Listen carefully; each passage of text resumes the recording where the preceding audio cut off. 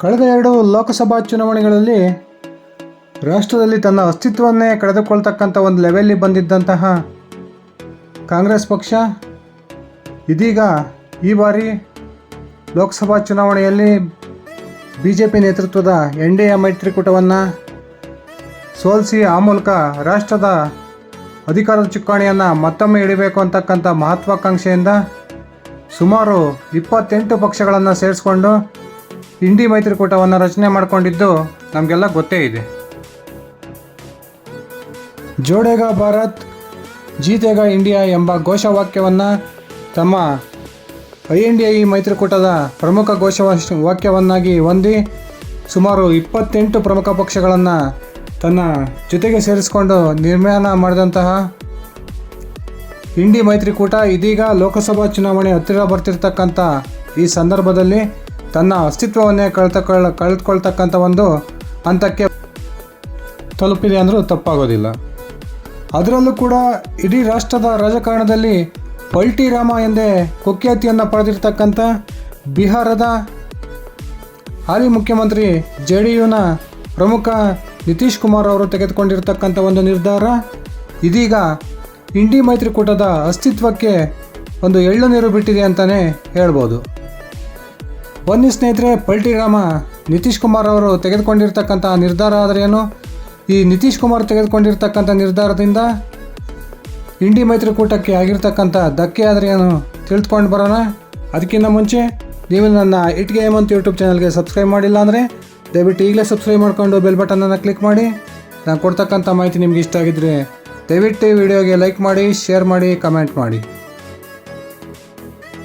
ರಾಷ್ಟ್ರದ ರಾಜಕಾರಣದಲ್ಲಿ ಇಂಡಿ ಮೈತ್ರಿಕೂಟ ಅಸ್ತಿತ್ವಕ್ಕೆ ಬರೋದಕ್ಕೆ ಪ್ರಮುಖ ಕಾರಣ ಆಗಿದ್ದಂಥವರೇ ನಿತೀಶ್ ಕುಮಾರ್, ಅರವಿಂದ್ ಕೇಜ್ರಿವಾಲ್, ಅದೇ ರೀತಿ ಪಶ್ಚಿಮ ಬಂಗಾಳದ ಮುಖ್ಯಮಂತ್ರಿ ಮಮತಾ ಬ್ಯಾನರ್ಜಿ ಅವರು.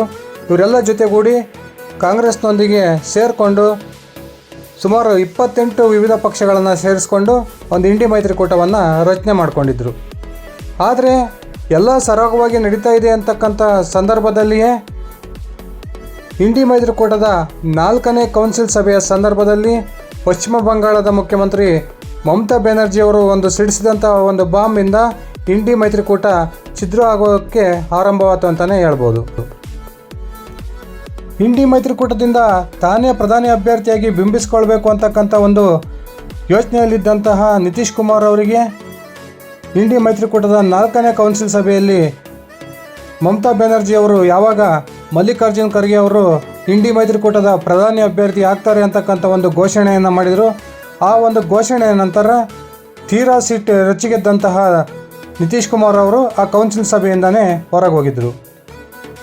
ಅದಾದ ನಂತರ ಕಾಂಗ್ರೆಸ್ನ ಪ್ರಮುಖ ನಾಯಕರುಗಳು ಹಾಗೂ ಇಂಡಿ ಮೈತ್ರಿಕೂಟದ ಇನ್ನಿತರೆ ಪಕ್ಷದ ಪ್ರಮುಖ ನಾಯಕರು ನಿತೀಶ್ ಕುಮಾರ್ ಅವರ ಮನೆ ಒಲಿಸೋಕ್ಕೆ ಮಾಡಿದಂಥ ಪ್ರಯತ್ನಗಳೆಲ್ಲ ವಿಫಲವಾಗಿ ಬಹುತೇಕ ನಿತೀಶ್ ಕುಮಾರ್ ಅವರು INDA ಮೈತ್ರಿಕೂಟದಿಂದ ಹೊರಗೆ ಬರ್ತಾರೆ ಅಂತಕ್ಕಂಥ ಸುದ್ದಿಗಳು ರಾಷ್ಟ್ರದ ರಾಜಕೀಯ ವಲಯದಲ್ಲಿ ಚಾಲ್ತಿಯಲ್ಲಿದ್ದವು. ಇಷ್ಟೆಲ್ಲ ಬೆಳವಣಿಗೆ ನಡುವೆ ಬಿಹಾರದ ರಾಜ್ಯ ರಾಜಕೀಯದಲ್ಲಿ ಬಿರುಗಾಳಿಯೊಂದು ಎದ್ದೇಳ್ತತೆ ಅಂತಕ್ಕಂಥ ಒಂದು ಸೂಕ್ಷ್ಮ ಸೂಚನೆಯನ್ನು ರಾಷ್ಟ್ರದ ರಾಜಕೀಯ ವಲಯದ ಪ್ರಮುಖ ವಿಶ್ಲೇಷಕರು ವಿಶ್ಲೇಷಣೆ ಮಾಡಿದರು. ಅದೇನಪ್ಪ ಅಂದರೆ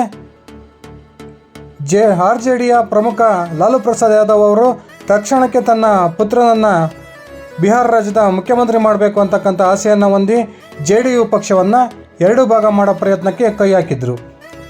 JDUನ ಹಾಲಿ ಅಧ್ಯಕ್ಷನನ್ನು ತನ್ನ ಪಕ್ಷದ ಕಡೆಗೆ ಸೆಳ್ಕೊಳ್ಳೋ ಪ್ರಯತ್ನಕ್ಕೆ ಕೈ ಹಾಕಿದ್ದಂತಹ ಲಾಲು ಪ್ರಸಾದ್ ಯಾದವ್ ಅವರ ಪ್ರಯತ್ನಕ್ಕೆ ತೀವ್ರ ಅಸಮಾಧಾನಗೊಂಡಂತಹ ನಿತೀಶ್ ಕುಮಾರ್ ಅವರು JDUನ ರಾಜ್ಯಾಧ್ಯಕ್ಷನನ್ನೇ ಬದಲಾವಣೆ ಮಾಡಿದ್ದು ನಾವೆಲ್ಲ ಗಮನಿಸಿದ್ವಿ.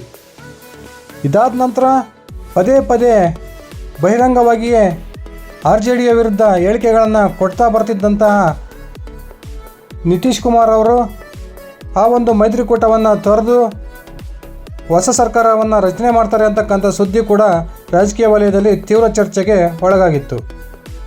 ಇದೀಗ ಈ ನಿಟ್ಟಿನಲ್ಲಿ ಪ್ರಮುಖವಾದ ಹೆಜ್ಜೆಯನ್ನಿಟ್ಟಿರ್ತಕ್ಕಂಥ ನಿತೀಶ್ ಕುಮಾರ್ ಮತ್ತೊಮ್ಮೆ ತನ್ನ ಹಳೆಯ ದೋಸ್ತಿ BJPಯೊಂದಿಗೆ ಮತ್ತೊಮ್ಮೆ ಸಂಬಂಧವನ್ನು ಕುದುರಿಸಿಕೊಂಡು ಇದೀಗ RJD ಜೊತೆಗಿದ್ದಂತಹ ತನ್ನ ಸಂಬಂಧವನ್ನು ಕಡಿದುಕೊಂಡು ಆ ಮೂಲಕ ಬಿಹಾರದ ತನ್ನ ಮುಖ್ಯಮಂತ್ರಿ ಸ್ಥಾನಕ್ಕೆ ಈಗಾಗಲೇ ರಾಜೀನಾಮೆ ನೀಡಿರ್ತಕ್ಕಂಥದ್ದು ನಮಗೆಲ್ಲ ಗೊತ್ತಿರತಕ್ಕಂಥ ವಿಚಾರ. ರಾಜೀನಾಮೆ ನೀಡತಕ್ಕಂಥ ಸಂದರ್ಭದಲ್ಲಿ ತಾನು INDIA ಮೈತ್ರಿಕೂಟದಿಂದ ಅಧಿಕೃತವಾಗಿ ಹೊರಗೆ ಬರ್ತಾ ಇದ್ದೀನಿ ಅಂತಕ್ಕಂಥ ಒಂದು ಘೋಷಣೆಯನ್ನು ಮಾಡೋದ್ರ ಮೂಲಕ ನಿತೀಶ್ ಕುಮಾರ್ ಅವರು ಅಧಿಕೃತವಾಗಿ ಇದೀಗ ಇಂಡಿ ಮೈತ್ರಿಕೂಟದಿಂದ ಹೊರಗೆ ಬಂದು ಮತ್ತೊಮ್ಮೆ ತನ್ನ ಹಳೆಯ ಮಿತ್ರ NDA ಜೊತೆಗೆ ಕೈ ಜೋಡಿಸ್ತಕ್ಕಂಥ ಸಾಧ್ಯತೆಗಳು ಬಹುತೇಕ ಫಿಕ್ಸ್ ಅಂತಲೇ ಕೇಳಿಬರ್ತಾ ಇದೆ.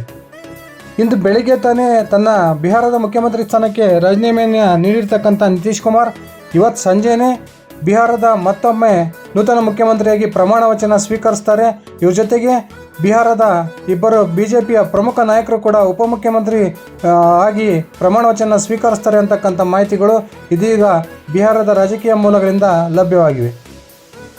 ಈಗಾಗಲೇ ಲೋಕಸಭಾ ಚುನಾವಣೆಯ ಸೀಟು ಹಂಚಿಕೆಯ ಗೊಂದಲದಿಂದ ಬಹುತೇಕ ಇಂಡಿ ಮೈತ್ರಿಕೂಟವನ್ನು ತೊರೆದಿರ್ತಕ್ಕಂಥ ಪಶ್ಚಿಮ ಬಂಗಾಳದ ಮುಖ್ಯಮಂತ್ರಿ ಮಮತಾ ಬ್ಯಾನರ್ಜಿ ಆಗಿರ್ಬೋದು, ಅದೇ ರೀತಿ ಆಮ್ ಆದ್ಮಿ ಪಕ್ಷದ ಪ್ರಮುಖ ಕೇಜ್ರಿವಾಲ್ ಆಗಿರ್ಬೋದು, ಮತ್ತೊಬ್ಬ ಸಮಾಜವಾದಿ ಪಕ್ಷದ ನಾಯಕ ಅಖಿಲೇಶ್ ಯಾದವ್ ಅವರಾಗಿರ್ಬೋದು, ಈಗಾಗಲೇ ತಾವು ಕಾಂಗ್ರೆಸ್ನೊಂದಿಗೆ ಯಾವ ರೀತಿಯ ಒಂದು ಸೀಟು ಹೊಂದಾಣಿಕೆಯನ್ನು ಮಾಡಿಕೊಳ್ಳಲ್ಲ ಅಂತಕ್ಕಂಥ ಘೋಷಣೆಯನ್ನು ಈಗಾಗಲೇ ಮಾಡಿದ್ದು ನಮಗೆಲ್ಲ ತಿಳಿದೇ ಇದೆ.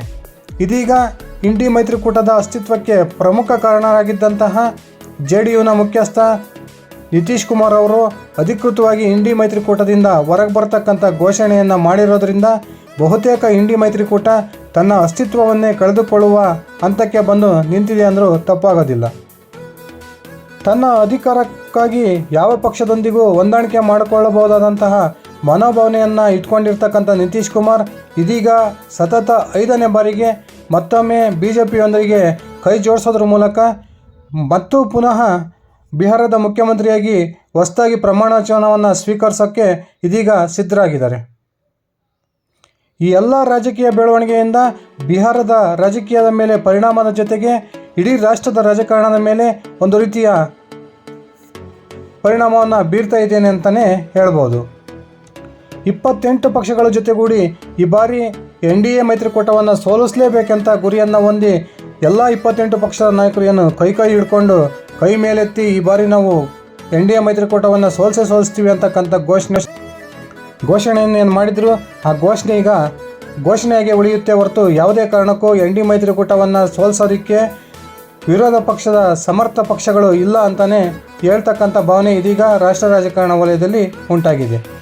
ಖಂಡಿತವಾಗ್ಲೂ ಸ್ನೇಹಿತರೆ, ಈಗಾಗಲೇ ತನ್ನ ಕೊನೆಯ ದಿನಗಳನ್ನು ಎಣಿಸ್ತಿರ್ತಕ್ಕಂಥ ಇಂಡಿ ಮೈತ್ರಿಕೂಟ ಮುಂಬರುವ ಲೋಕಸಭಾ ಚುನಾವಣೆಯನ್ನು ಯಾವ ಆಧಾರದ ಮೇಲೆ ಎದುರಿಸುತ್ತೆ ಅಂತಕ್ಕಂಥ ಪ್ರಶ್ನೆ ಇದೀಗ ಎಲ್ಲರನ್ನೂ ಕಾಡ್ತಾ ಇರತಕ್ಕಂಥದ್ದು ಸಹಜ. ಖಂಡಿತ ಇದೇ ಪರಿಸ್ಥಿತಿ ರಾಷ್ಟ್ರ ರಾಜಕಾರಣದಲ್ಲಿ ಮುಂದುವರೆದಿದ್ದೇ ಆದರೆ ಪ್ರಧಾನಮಂತ್ರಿ ನರೇಂದ್ರ ಮೋದಿ ಅವರು ಅಭೂತಪೂರ್ವಕವಾದ ಜಯವನ್ನು ದಾಖಲಿಸೋದ್ರ ಮೂಲಕ ಮತ್ತೊಮ್ಮೆ ರಾಷ್ಟ್ರದ ಪ್ರಧಾನಿಯಾಗಿ 3ನೇ ಬಾರಿ ಆಯ್ಕೆಯಾಗೋದ್ರಲ್ಲಿ ಯಾವುದೇ ಸಂಶಯ ಇಲ್ಲ ಅಂತಕ್ಕಂಥ ಭಾವನೆ ಕೂಡ ಇದೀಗ ನಮ್ಮೆಲ್ಲರಲ್ಲಿ ಬಂದಿದೆ. ಇದಿಷ್ಟ ಆಗಿತ್ತು ಸ್ನೇಹಿತರೆ ಇವತ್ತಿನ ನನ್ನ ವಿಡಿಯೋ. ನಾನು ಕೊಟ್ಟಿರ್ತಕ್ಕಂಥ ಮಾಹಿತಿ ನಿಮ್ಗೆ ಇಷ್ಟ ಆಗಿದ್ದರೆ ದಯವಿಟ್ಟು ಈ ವಿಡಿಯೋಗೆ ಲೈಕ್ ಮಾಡಿ, ಶೇರ್ ಮಾಡಿ, ಕಮೆಂಟ್ ಮಾಡಿ. ನೀವಿನ್ನೂ ನನ್ನ ಇಟಿಗೆ ಹೇಮಂತ್ ಯೂಟ್ಯೂಬ್ ಚಾನಲ್ಗೆ ಸಬ್ಸ್ಕ್ರೈಬ್ ಆಗಿಲ್ಲ ಅಂದರೆ ದಯವಿಟ್ಟು ಈಗಲೇ ಸಬ್ಸ್ಕ್ರೈಬ್ ಮಾಡಿಕೊಂಡು ಬೆಲ್ ಬಟನನ್ನು ಕ್ಲಿಕ್ ಮಾಡಿ. ಧನ್ಯವಾದಗಳು ಸ್ನೇಹಿತರೆ.